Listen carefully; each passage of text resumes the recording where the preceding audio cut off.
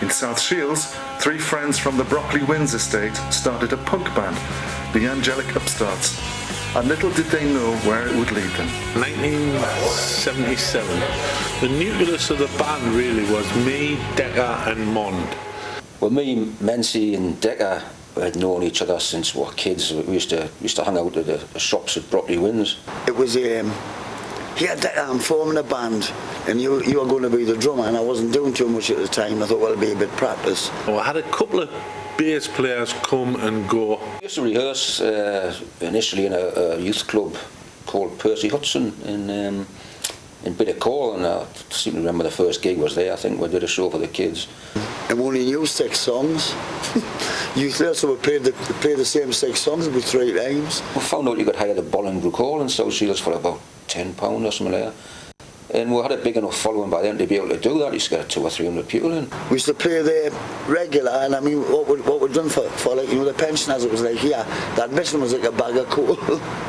Well, there was coal wagons turning up, tins of soup. We should have called it the Salvation Army, really. The first time I went to see the Angelic Upstarts was at Bolingbroke Hall. When I was about 14. Angelic Upstarts. First ever concert, first ever punk gig. Unbelievable. Walked in the door, paid me money, walks in the hall, doors opened, it was just wall to wall, it was heaving. And I just have a vivid memory of seeing this pig's head being held aloft like that. And I was transfixed by this pig's head. Everyone used to just run to it and try and kick it and fling it about. And I think he made his first appearance at the Bolingbroke Hall with the police helmet on. Oh my God! Well, that's when people started to sit up and take an interest. And then I think that's when we all took it serious, you know. And then we all got our heads together, start writing, you know, like Mensi, I mean, prolific songwriter. My lyrics mainly are just the easiest lyrics in the world to write, because I just write about what's happening around us, you know. You know, when he started coming up with, well, obviously the Murder Little Towers, which is a song that made him famous. And when I wrote Little Towers, I just thought it was more a sense of injustice. Police kill little towers! That somebody could be, like, well, basically just kicked to death, you know.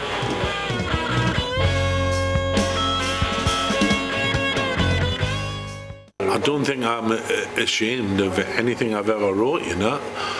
In hindsight, sometimes, you see, being a lyricist and being a songwriter, sometimes you can write about something that's just in your mind for that moment, right?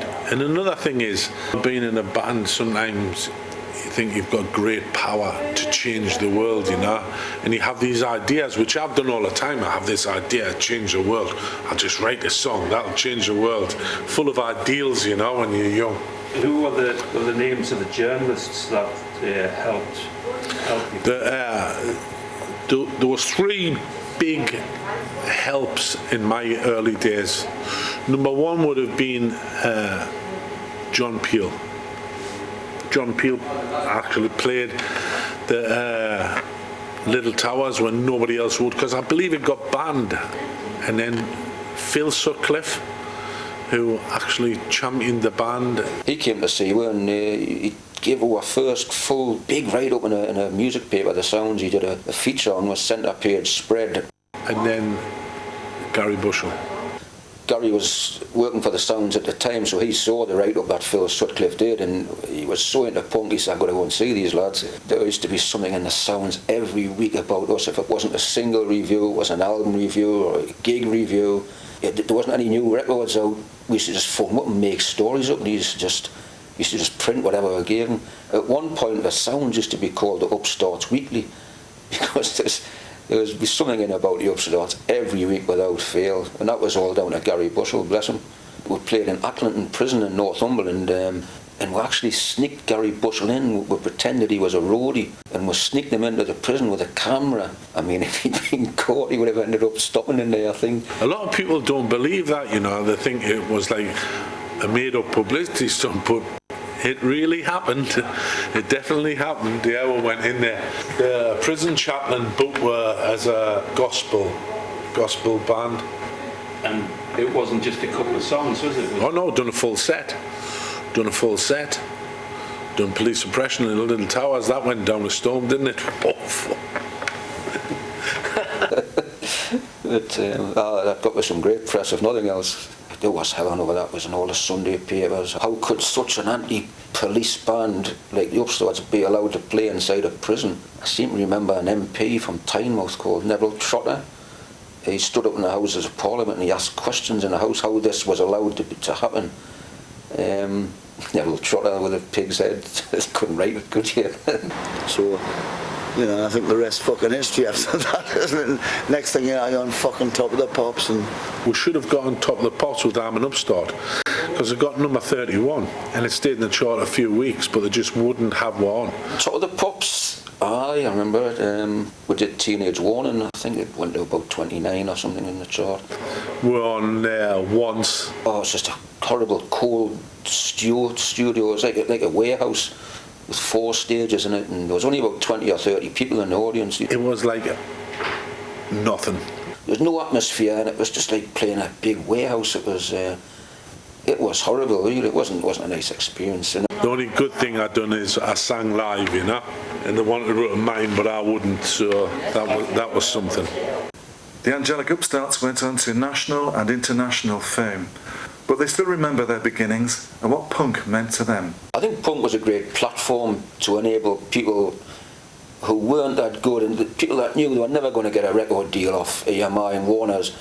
And what it did was it enabled people to get deals. We were with EMI, we were with Polydor, and we were with WEA.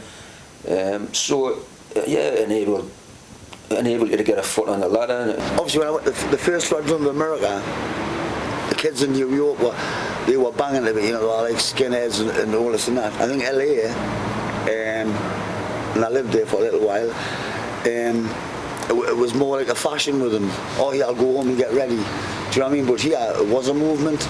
It was a way out for what I consider to be working class kids. You didn't have to be a student at art school. You didn't have to be prolific in music. You could just bang a dustbin lid and you were away, mate. I never thought I would ever be with EMI Records and do an album in Abbey Road Studios where the Beatles used to use. We were in the studio too, the one they actually used. If I was sitting in the shipyards putting lights up and Type 42 destroyers, if somebody said you're going to do an album in Abbey Road, I would have just laughed. I would have said, I'm an alright guitarist, I'm not a great guitarist, but I couldn't see it happening. Imagine how I felt, you know, you end up drinking with like Hollywood movie stars, and we ended up a great friend of mine, Marty Feldman, who I loved and adored. And, it's not all thanks to Malcolm McLaren, he thinks he invented punk, but he didn't. I've been a lucky man. But that's what punk did, it made people's dreams come true. Fuck's sake. Aye, happy days.